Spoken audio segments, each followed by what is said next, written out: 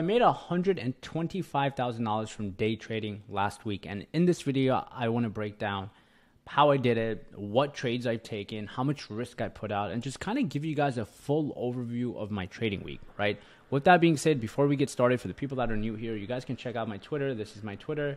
I post my daily P&L with my year-to-date P&L as well, because I understand people that are new here are going to be unsure of the numbers or the progress. And you can see I have a live login of me making about over $7 million from day trading alone last year. Just go on my Twitter, have the videos and everything, just for the people that are new here, right? With that being said, let's dive into my trading week now, right? So if you guys noticed that last Monday and Friday, I did not take any trades. Now I want to kind of address that real quick. As a day trader, you have to understand that we need to learn when to play defense and when to play offense. So you don't have to trade every single day. So me personally, I don't trade every day. I don't like to trade every day. I only like to trade when I believe there are opportunities out there for my trading setups, for my trading style, right? And that applies to everyone watching. Everyone here may have different setups, different styles, different strategies, right? You need to understand what yours are, and you need to understand when to kind of be aggressive on them and when to play defense. Defense meaning protect your capital, maybe, be risk off, maybe not take a lot of trades. So for me, that was Monday and Friday. Didn't really like the setups, didn't really like what the market presented. So I ultimately stayed cash, right? That was my agenda, that, hey, I don't like what's going on, so I stayed cash. The days I didn't stay cash, I did very, very well, right? So we go to Tuesday, I had 5 trades. Wednesday, I had 1 trade. Thursday, I had 3 trades, right? Now I want to dive into all of these trades and just kind of give you guys a recap. So this is how my trading week looked. 125K, 9 trades. Out of those 9 trades, didn't necessarily have a loser last week, and that's not common, right? I also want to share that. It's not common to not have a loser. There are times I've had big losers. Like I had a day in August where I think I lost 24 grand. Another day prior to that, 20,000. So there are going to be losing days, right? I don't want people to get the misconception of, oh, well, wow, he didn't have any losers. Me as a trader, I'm not supposed to have losers. You're going to have it, right? You're going to have losers. Like where's my losing day, right? Here, 24,000 I lost in August. I wasn't really consistent. 10.2K in July, right? So I've had losing days, and it's normal, right? But it's how you manage them and how you manage expectations. So thank God this week I didn't have any losing days or weeks or days, right? So out of my trades, these are all the trades I've taken, just to kind of give you guys a little update on those trades and give you guys an idea on those trades. You guys can see these are the following trades. And now when we go in those trades and we kind of get like a good idea of the trades, we get a good idea of what is happening that week. Let's just understand. And by the way, the app I'm using here is TradeZella. I use TradeZella to track all my trades, all my trading metrics. Post a link down below if you guys want to check it out. But here are all the trades, right? Now, when I'm recapping my trading week, I like to look at a few different things. One thing I like to look at is, first, I want to make sure all of my trades have setups. So I personally like to apply setups to all of my trades. Every single trade that I personally take, I like to know that there is a particular setup that I tagged. If there's not a setup, I need to tag that there was not a setup. So for example, this was a trade I made $8,800 on. This was an opening drive play. This was my setup. So I want to make sure all of that's done. Second thing I like to look at in terms of my trades is I like to look at what my initial risk is. So my initial risk is the ultimate thing I care about as a trader, right? Hey, was my risk inconsistent? Did I have bad inconsistency? So when I look at this, realistically, yes, I did have a day where I did put on way too much risk, in my opinion, and that day was the 15th, right? Now, I also want to give transparency on the 15th, give you guys a little idea of what happened that day and where that, astronomical risk came from. Now, where is that astronomical risk that we're talking about? I risked about $12,000 on this trade. I did make 34 grand, but I did risk a lot. Now, what is that a lot to? That's what we want to understand. So in some people's account, a $12,000 amount may be a lot. For someone else, it may not be. But I like to look at my risk based on my current performance and also my, account size and how I'm trading. So with this kind of trading that I've been doing from the beginning of the week, right, on the 13th, you can see where I had most of the trades. That's one day. My risk was 2,700, 3,700, around 3K, right here. And then 2 trades that kind of went way under my risk radar, which ideally weren't the trades that enter that radar. So radar, when I go in the first few days, was about 3K. The next day, the problem that I had, right, and these are things I like to pick up on the 14th, my risk became extreme. had about $8,700 risk. Now, thank God the trade worked out in my favor. If I lost $8,700, that would have not been a great, risk aspect in terms of my performance. However, the reason I increased my risk, and this is another thing we need to talk about more, is because my setup was very, very comfortable. Like, I was very comfortable in the setup I was taking. So because I was very comfortable in the setup I was taking, I'll show you guys on this setup. I did a whole trade recap of this. It allowed me to put on more risk. Now let's go through the risk. The risk, a lot of people think, is what you invested in a trade. That's not what the risk is, right? That could be a hard risk if you're trading options, but if you're not trading options or anything else, your risk is based off your potential stop loss area. So for me, based off my potential stop loss area, my risk here, right, was about 8,700, right? So based off my potential risk, right, I was risking 8,700. I made about 40 grand, 39.4K. So made about 4.5 R on this trade. Great trade. The setup I had a morning top reversal. If you guys did see my videos in the past, you guys know when I start seeing a multiple rejection at a key zone over and over again and I see weakness, most of the time I will play the fade. And that's basically what I played here, right? So that was the trade here. And that's why I was able to put on more risk because of the, comfortability level.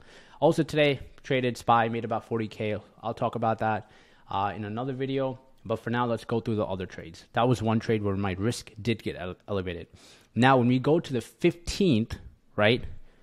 Now, see, I had a good day, increased my risk, made 40K. But that increased risk level also came primarily from me having a great day. I had a 30K day. I was like, hey, I can increase my risk only if I see the setup. I did that, capitalized on it, worked out well. Next day, I went in with the mindset that I need to decrease my risk off the initial trades and not be so aggressive. And that's what I did. So when we go on the 15th, we talk about the risk. I cut my risk down, $4,800 on the trade, $4,500 on the next trade, made 8K, made 13K, made about 20K on the open.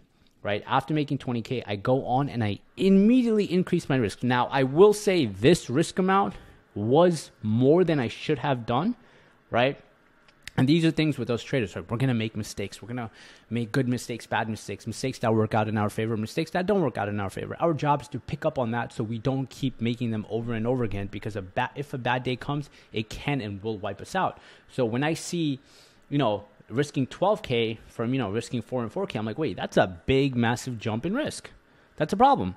So this should have been, in my opinion, maybe 8K, right? That could have been, taken, because if I was essentially wrong in this, I was giving away 50% of my daily profits, which shouldn't have been done, in my opinion. So that's one thing I could have done better. But now when I go into the trade, and I'm like, okay, let's look at the trade, right? We got a nice continuation sell-off on Amazon. Right? When we look at this whole chart, when we look at, hey, what happened with Amazon? What did the chart show? What happened in terms of the overall price point, right? We had a very nice continuation sell-off. So I had a good morning top reversal here. You guys can see at the 130 level in Amazon. We got the fade. After the fade, got the huge move from 128 to 129. Played that rejection, entered, and then started scaling out on the way down. So that's essentially why I kind of allowed myself to have more risk. And I also kind of scaled into that position. You guys can see. So my risk levels elevated a little bit, but primarily because I've already baked a position in, right? So that's the first thing I essentially wanted to cover, right? Talking about initial risk, how to navigate the initial risk. Now, the second thing I want to cover and I want to talk about is setups. So if you guys notice something about my setups, and I talk about this a lot, I don't focus on 30 million different setups. If you take a look here, I have continuation sell-off, one setup, morning top reversal, second setup, and opening drive. So essentially, I traded 3 setups. Now, the continuation sell-off happened 1 day, 2 day, 3 day, 4 day, right? Those were my continuation sell-ups. Then I have morning top reversal, morning top reversal, morning top reversal 3 times. Right, and then an opening drive 1 time. So I was able to capitalize off my setups. And even if I go into my report section and I kind of check that out and I just try to kind of understand, my overall setups and, what setups I took, what setups I didn't take, I can get a good idea there too, right? Let's just pick out the proper date for that week and get an idea of how I traded. You guys can see 5 of the continuation sell-offs made about 48 grand on that setup. On the morning top reversal, made about 68 grand, right? Opening drive, took one trade, made about 8,000, right? And now when I go into these setups and I look at them, you'll see that they're all relatively the same price action moves, right? The same exact price action moves over and over again that are happening. We get the top morning rejection here. I'm able to capitalize on that. We get the fade, right? We go to a different trade, we'll get the same exact thing, right? We go to a different trade right here, another SPY trade, you'll see morning top rejection, morning top reversal, same exact thing. So essentially my setups that I am seeing are pretty consistent in terms of how I'm trading them, right? That's another thing. Now, also when I'm going through my trades, another thing I like to look at and something I've seen, a trade I had on September 13th was not really a good trade, right? So let's talk about that. Let's understand what I mean by that. So let's go to September 13th. I think, let me take the filters off. We had a few set of trades. I don't know what trade it was. Was it this SPY trade? I think it was this SPY trade. Yeah, so this is a good example, right? So when we look at this trade, right, and this is another thing. You guys want to have an idea of what are good trades and what are bad trades, right? It just allows you to kind of get a good idea of your trading. So when I see this trade, I'll see that, hey, I made $677.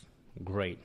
Phenomenal. You made $677. And what most people do in trades like this is they'll say, okay, I did a great job. I'm done. Move on. That's it. No.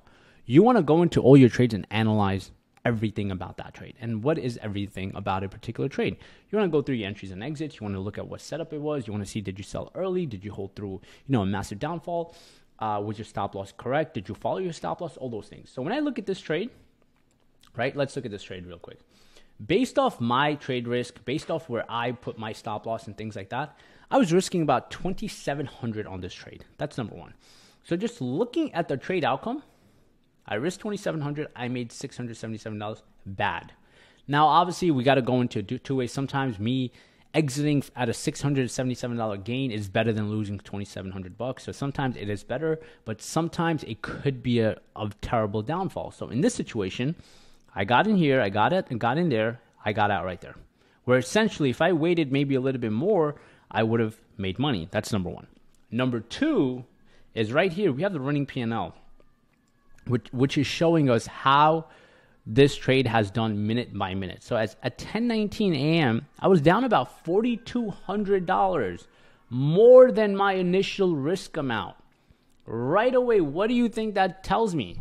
Right away, that is telling me that I am not following my stop loss. That is a big, big, big, big red flag, right? So this needs to be, accounted for. I need to be aware of this. This was a terrible trade. No matter, I don't care if it's green. I essentially, if I'm being honest, I got lucky on this trade. And we as traders, one thing that we need to do is we need to be more transparent with ourselves, with our trading, with what we did right, with what we did wrong, even if the trade outcome is in our favor, right? So sometimes you might have a trade outcome that's green, right? And you're like, wow, I did a good job just like this, but everything behind it was bad.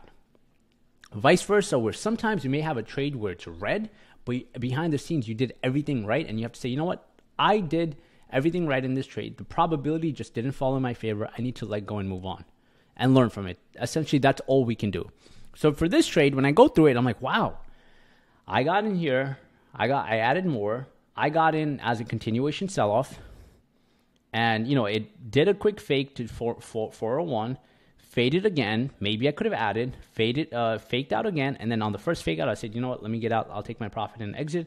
It faded. Now, I'm not going to sit here and say I did a terrible thing. I could have held and made more. I did leave money on the table. I added that in my tags. But essentially, when I look at this, the main key takeaway here is, okay, maybe I hesitated and I got scared, which is okay, right? When I'm scared in trades sometimes, and we're all going to have trades where we get scared, maybe unsure, maybe we don't know what's going on, and exiting that is a good thing. Sometimes when you look at a trade, another way to look at it is, okay, well, forget me being unsure or not. What was my risk amount, and did I follow my risk tolerance? And at one point, like I said, at 10:19 right here, I was down $4,200, about almost twice, a little bit less than twice of my trade risk. That itself would have knocked out my trade risk, would have knocked out my trade position, and all those things. So these are things we as traders, we need to account for. We need to be aware of. We need to understand these things, right? just so we're like, hey, what is going on? What is not going on? So to wrap it up, to give you guys some, tips and tricks, I guess, hate using that word, but to give you guys some insights, right? Had a good trading week, right? When I recap my trades, I like to look at the following. I like to look at how many trades. I like to look at every single trade individually. Look at the setups on my trades. I like to look at the R multiple on my trades that I'm talking about, right? I like to look at how the winning trades did and how the losing trades did. In this situation, I didn't have losing trades. And once again, I'm not saying that to like brag and say, oh my God, I didn't have losing trades. I'm the best. No, it's just one of those weeks. It worked out in my favor, right? And now I'll have weeks where I'll have more losing trades than winning trades. One of those weeks, right? So take that into account. And when you do that, you also need to kind of, on a weekly basis, you need to refresh your mind, right? So if you had a good trading week, don't let that carry into next week and be overconfident, right? So when we go to this week, right? And I do go to, let's say, the Monday for this week, and I just kind of like take a look at that. My trade risk for Monday was, kind of cut down. I had a 12K day, not great day, 2.3 R, 3.4 R. So pretty solid day. Tuesday, I didn't take any trades. Today at 40K. So you need to adjust your risk tolerance and kind of come in with like, hey, just because I had a bad week or a good week, I will not continue the next week with extreme level of confidence or extreme level of fear. I need to bring myself back to a balance, right? And this is what I mean by a balance, right? Just stick with me through this one, right? So when you're trading, where's the marker? Right here. So when we're trading, let's say this is 0. And then let's say this is 100, right? And let's say this is negative 100. So essentially what happens with those traders is our confidence is usually here. When we do well, it goes here. When we do bad, it goes here. What we want to do every time it goes here or it goes here is we want to try to bring ourselves back to an elevated level.